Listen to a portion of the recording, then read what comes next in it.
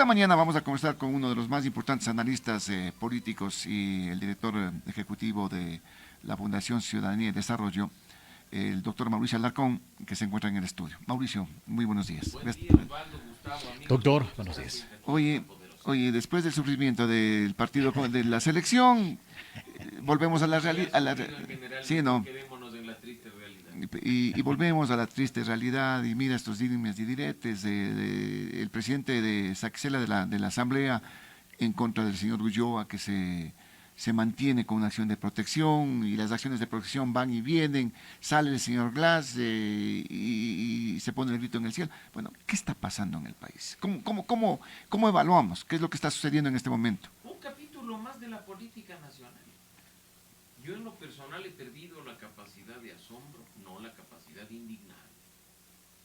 Pero la historia se repite una y otra vez. Uh-huh.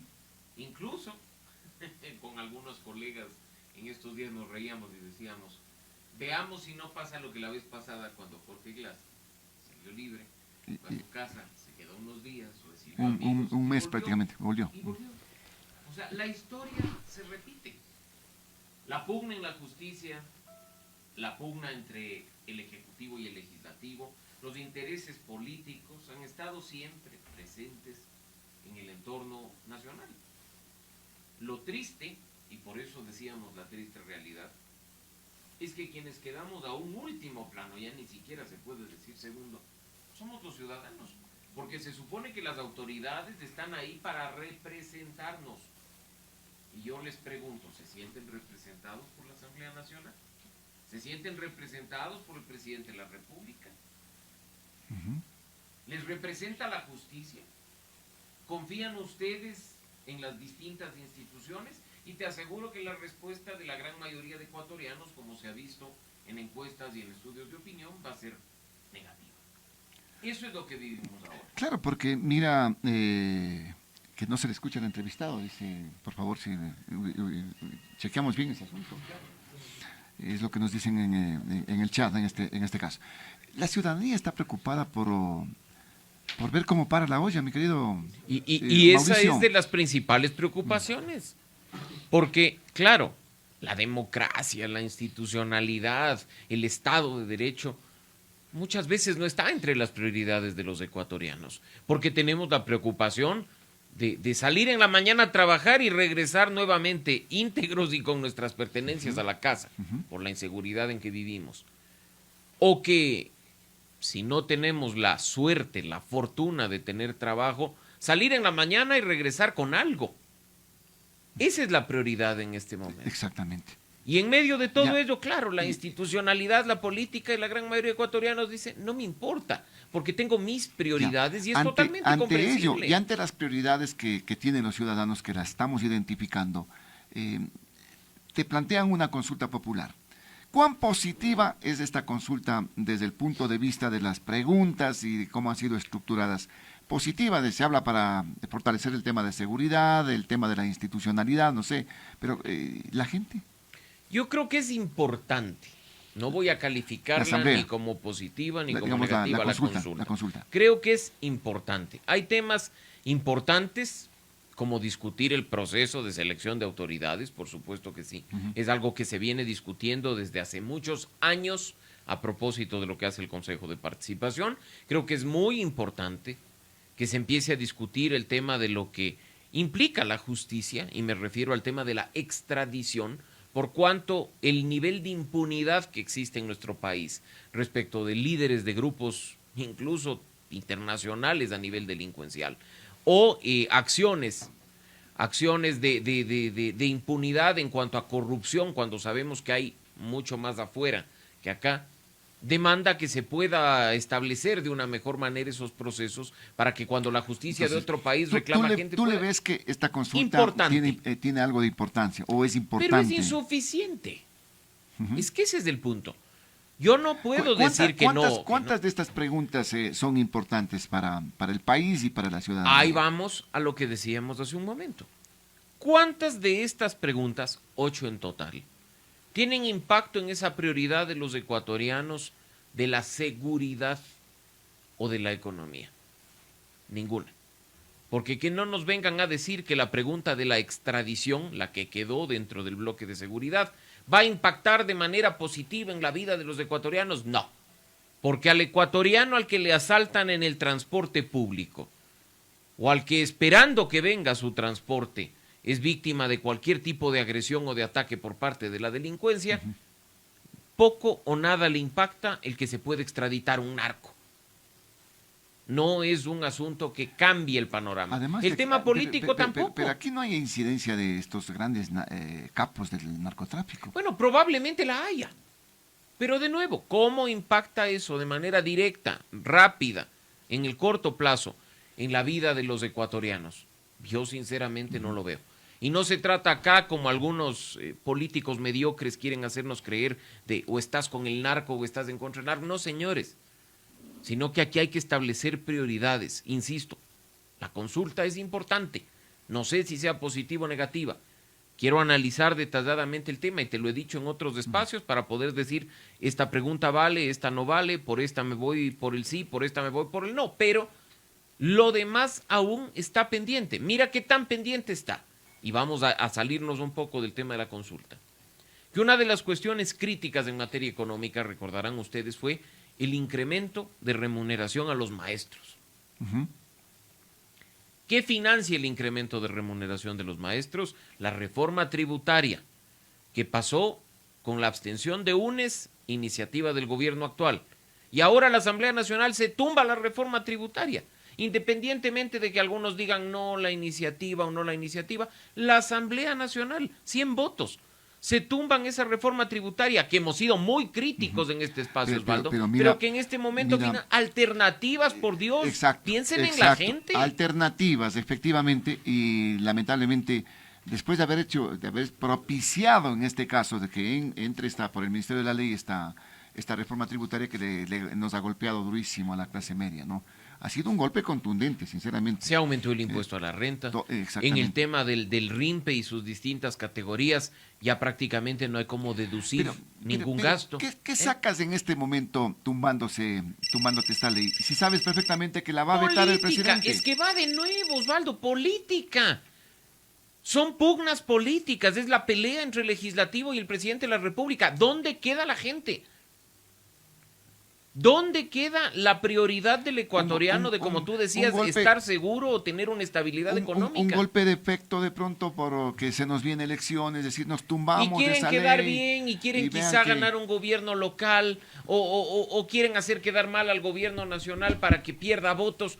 ¿Y dónde queda el ciudadano de a pie? Los políticos no nos representan, los políticos se representan a sí mismos, a sus caudillos y a sus intereses. Esa es la desgracia. Hay inquietudes en el 2546-108, está habilitado el 255-4090. Buenos días, lo escuchamos. ¿Aló? Sí, lo escuchamos, buenos días. Buenos días. Mire, permítame dar mi opinión acerca de esto de las drogas y todo eso. Mire, el problema es de haber estigmatizado, por ejemplo, a la marihuana y a la cocaína. ¿En dónde está el verdadero problema? El problema de las drogas es, por ejemplo, en Bolivia, cualquiera masca la hoja de coca. Los campesinos, como aquí usar los berros, las cosas así que son buenas. Para ellos es una planta buena, como digamos aquí la manzanilla, el llantén, todo eso es ¿en dónde está lo bueno? Porque eso le despierta el ánimo, le despierta la mente, le agilita la inteligencia, la sabiduría, le da fuerzas para trabajar. Pero el problema es cuando le convierten en polvo. Los químicos es lo que mata a la gente, porque la planta es como una hoja de cualquier hoja, y entonces al ponerle químicos, le envenenan a eso, eso es lo que mata a la gente, no la hoja, sino que vaya un grupo de científicos de lo que sea Bolivia. Sí, pero le pido que sea concreto, por favor, porque no tenemos mucho tiempo para una explicación tan amplia en el aspecto químico, científico de cómo se procesa la hoja de coca. seamos concretos en las apreciaciones y en los puntos de vista, si son tan amables. Bueno, en todo caso, mira que la situación también convoca a que los ciudadanos diluciden en ese sentido, por ejemplo, el tema de las drogas, el tema de la delincuencia. Y por supuesto, insisto que esos temas son importantes también. No estamos descartando, va de nuevo, que la droga en muchos sectores de este país es un problema. Mira lo que se ha denunciado hace pocos días, durante las últimas semanas, que en colegios de la ciudad de Quito, voy a referirme a esta ciudad, hay pandillas que están intimidando a los estudiantes para reclutarles como vendedores de droga, a través de la amenaza, de la intimidación o de la violencia. Entonces, la droga es un problema, sin duda alguna. ¿Cómo combatimos ese problema? ¿Con una pregunta sobre la extradición? Por favor. ¿Tú le ves que una solución podría ser lo que están solicitando algunos sectores, que se elimine esa tabla de consumo de la droga? Déjale abierto, por favor. Tabla o no tabla, lo que necesita el país es que las autoridades actúen. El problema es la impunidad. ¿Por qué se perpetúa una mala práctica? Como la intimidación, la violencia para reclutar gente que venda droga. Porque no hay sanciones, pues.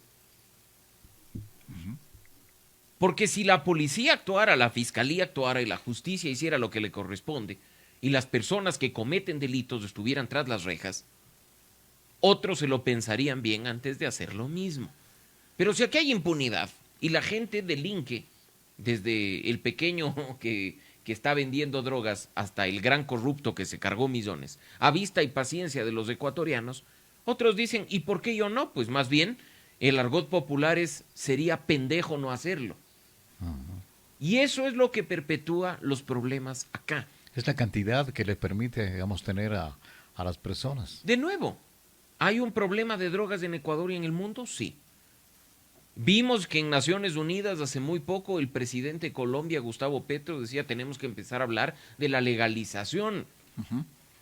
Algunos pusieron el grito en el cielo porque las drogas es término satánico. Otros dijeron, bueno, interesante, discutamos qué es lo que se tiene que hacer. Así como pasó con el alcohol, ¿no? Acuérdate de lo que significaba el alcohol. Casi tan pecado como la droga. Y no nos olvidemos que en alguna manera también es droga. Genera dependencia, trae problemas.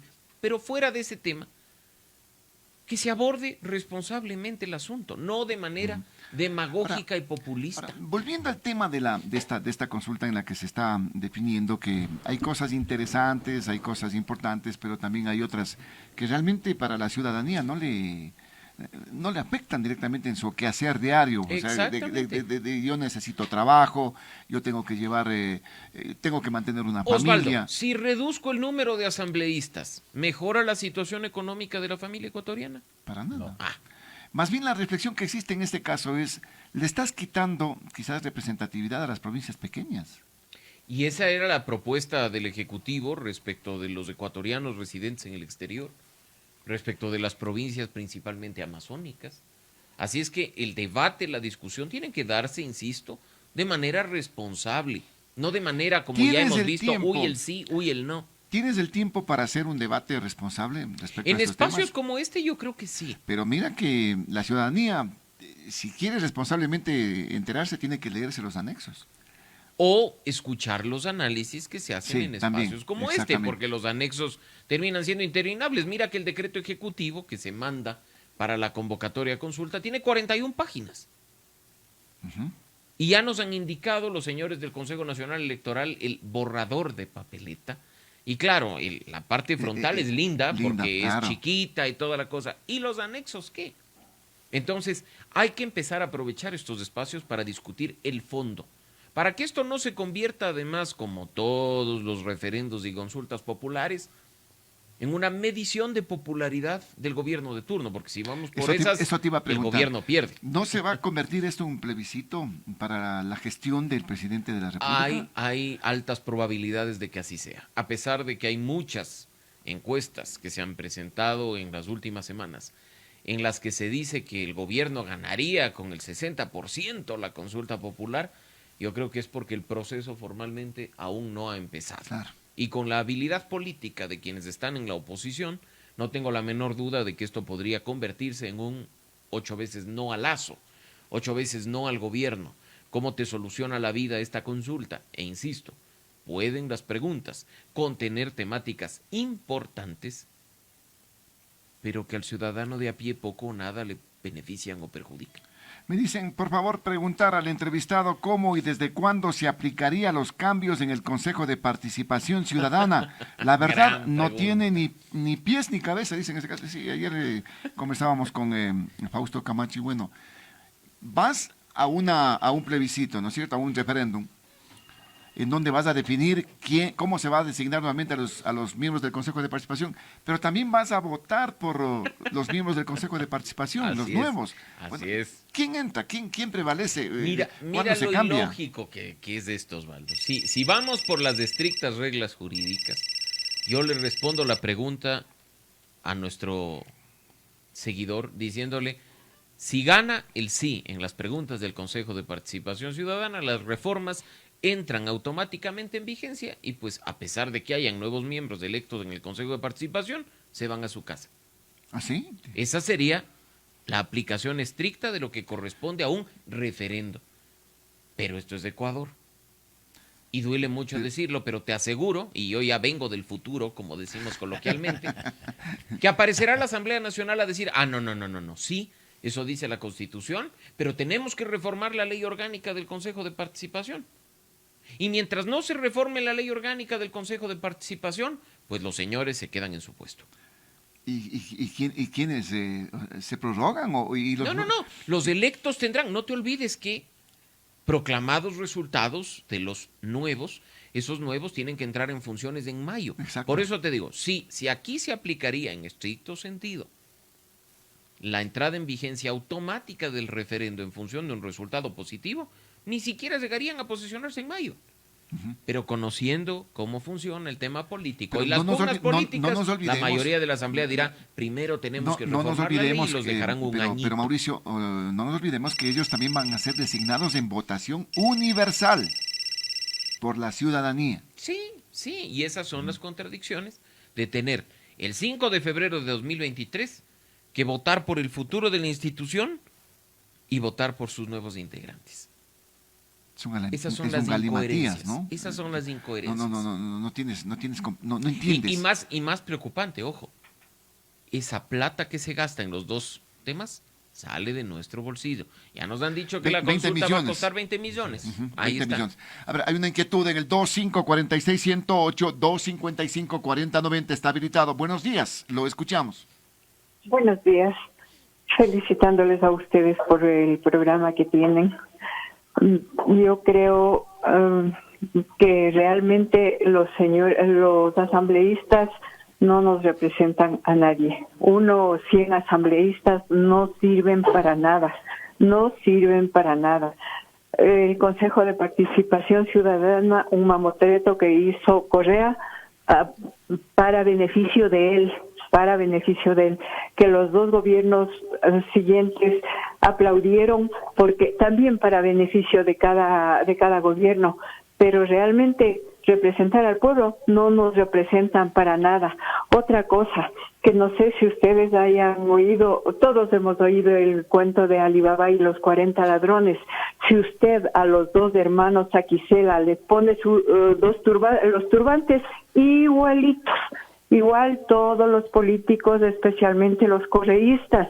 Ojalá el presidente algún día se faje los pantalones y mande sacando a todos estos. Gracias. Siempre habilitado el 255-4090, 2546-108 para la opinión de los ciudadanos. Reflexiones, ¿no?, de los ciudadanos. Y respondiendo a la pregunta que nos hacíamos hace un momento. Nos representa la Asamblea, nos representan los legisladores, confiamos en la justicia. Pero ¿quiénes somos los ciudadanos? Somos los responsables. Ahí va el punto, Mauricio. Y lo hemos dicho aquí, pues asumamos nuestra culpa. Porque no son 137 aparecidos, pues.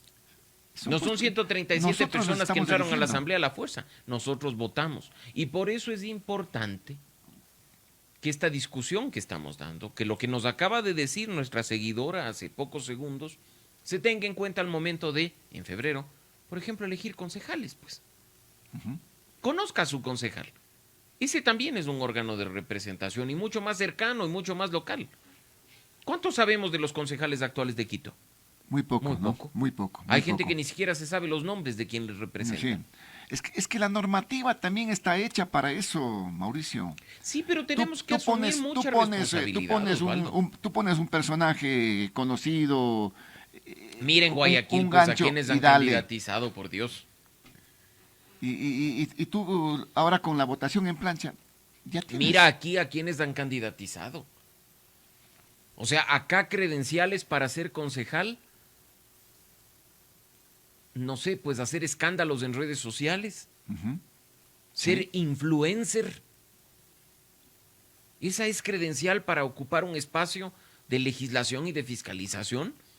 No le estoy quitando mérito a influencer alguno o a persona que aparezca en redes sociales, que probablemente ha estudiado y tiene experiencia, pero que la credencial para ingresar no sea esa, pues, y que la gente vote a conciencia. No porque Pepito me cae bien, me cae mal o le sigo en Twitter. Entonces, allí viene la responsabilidad ciudadana para evitar decir no me representan. Porque nosotros somos los que le estamos poniendo allí. Entonces, ellos van a representarnos, pero lamentablemente lo están haciendo ya cuando llegan, simplemente velando por sus intereses. Tal cual, y ese es el punto. Y el otro tema de nuestra responsabilidad, Osvaldo. Si nosotros les dimos el voto por último y nos equivocamos, tenemos que empezar a seguir su gestión para exigir rendición de cuentas y si no hay cumplimiento, revocar el mandato. No podemos ser cómodos, no podemos esperar. Es que tenemos elecciones en 2025. O sea, sí, estamos recién 2022. Pero lamentablemente volvemos a lo mismo, Mauricio, pero volvemos a lo mismo. Porque las condiciones, las leyes están hechas para... Si tú hablamos de revocatoria, no es tan fácil. Tú tienes que entrar en un proceso. Ser ciudadano, pero dejemos de lado las leyes. Ser ciudadano es difícil cuando tu prioridad es alimentar a tu familia. Ser ciudadano es difícil cuando tengo que enfrentarme a la inseguridad cada mañana. No me pida, pues, te va a decir el ciudadano de a pie, que yo esté preocupado de lo que pasa en la asamblea si tengo que conseguir trabajo. Y es así, no digo que no, pero en este caso lo que hay que hacer es empezar a encontrar un espacio de aquellos que por lo menos pueden hacer ciudadanía activa, para hacerse sentir en representación de otros, para que los políticos no crean que cada 4 años reciben un cheque en blanco, sino que reciben, como dice la norma, un mandato, y que ese mandato tiene que tener seguimiento por parte de la ciudadanía. Que el ciudadano exija, que el ciudadano acompañe. Y por supuesto... Deberían haber más instituciones como, por ejemplo, la Fundación Ciudadanía y Desarrollo. Y esperemos, y nosotros siempre esperamos que haya más. Para que hayan veedurías en este caso. Y tú has visto lo que hacemos seguimiento, pero yo te digo, y además hay otro detalle. Yo creo que muchas veces sí nos enfocamos en lo malo porque es lo más. La señora lo dijo en la llamada. De 137 legisladores, dice, yo calculo que 100 no valen. Y hay que hablar de los 100 que no valen. Pero también hay que hablar de los 37 que valen. Porque probablemente esos 37 son quienes pueden rescatar la política. Y son quienes sí pueden canalizar lo que la ciudadanía demanda. Entonces yo creo que hay que empezar a trabajar en un equilibrio responsable. Y hay que empezar a criticar, pero proponer. Y hay que empezar a criticar, pero también actuar. Sin dejar de lado nuestras prioridades. Pero pensando también que muchas veces esas prioridades se pueden solucionar cuando la política intervenga como corresponde. Pero estamos con lo que estás señalando, años de años. Sí. Es la triste historia de este país. Estamos en el hartazgo, doctor. Es un cuento. Y cuidado, Gustavo, cuidado. Estemos a poco de que se suba la mostaza, como se dice coloquialmente, a la ciudadanía y empecemos a exigir que se vayan todos. No será la primera ni la última vez que el ecuatoriano se canse y ya sabemos cuál es el fin de ese reclamo.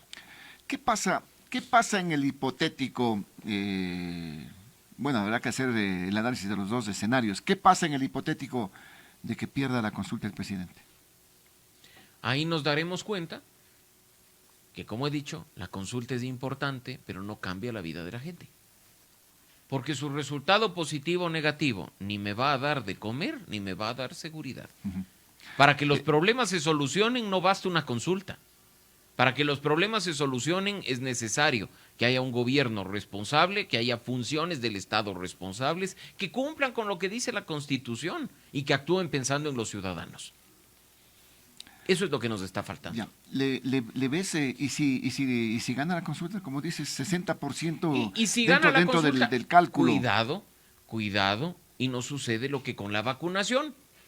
Gana la consulta porque generas expectativas altísimas en la ciudadanía, y con la consulta ganada la gente se da cuenta que no le cambió la vida al día siguiente del resultado electoral.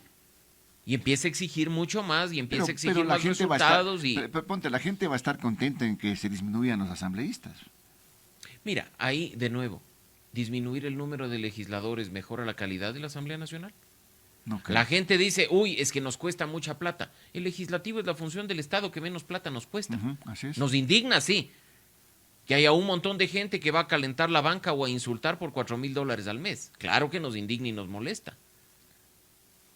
Pero le aseguro que sean 100, sean 80 o sean 200, mientras no cambien los partidos políticos, mientras no cambie la calidad de la representación, los vamos a seguir viendo. Responsabilidad que viene también de los propios partidos y movimientos, que también están inmersos en esta lavan consulta. Las manos, no, pero también están inmersos en esta consulta, pues, Mauricio. Sin duda. Con esto desaparecerán con algunos. Esa depuración de la que se está hablando. Sí. Y ojalá desaparezcan los que tengan que desaparecer. Pero como lo hemos dicho, porque esa pregunta sí no ha cambiado en nada, si tuviéramos instituciones que funcionan, el sistema de partidos políticos se depuraría solo. La ley está hecha. La ley es clara. Para el efecto. La ley está clara. Pero mira lo gracioso que es que si yo elimino el movimiento de Osvaldo Morocho, porque incumplió los requisitos, Osvaldo apela a la decisión y se va al contencioso electoral. Y se queda ahí un montón de tiempo. Y como no está cerrado el tema, ya llegó la elección, puedo participar. Y puedo participar teniendo fondos públicos. Porque el Estado, los ciudadanos me financian la campaña. Y bueno, en el camino el contencioso electoral me dice que sí, que me tienen que eliminar. Y voy a la justicia ordinaria, presento una acción de protección porque digo que me están violando derechos y sigo con vida. Esos son los partidos y movimientos que tenemos lamentablemente. Y las instituciones, cuando no funcionan, pueden tener las leyes más perfectas del mundo en el papel, que seguirá perpetuándose la mala práctica afectando a los ciudadanos. Lo cierto es que la consulta no nos va a solucionar los problemas. No. Importante es, insisto, y debatamos sobre la importancia de cada una de las 8 preguntas.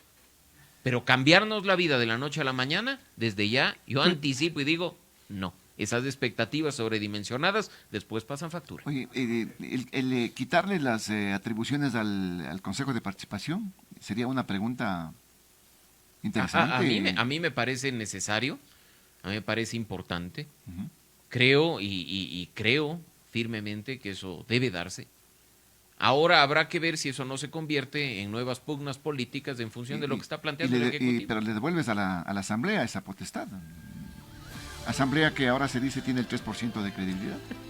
No entendemos.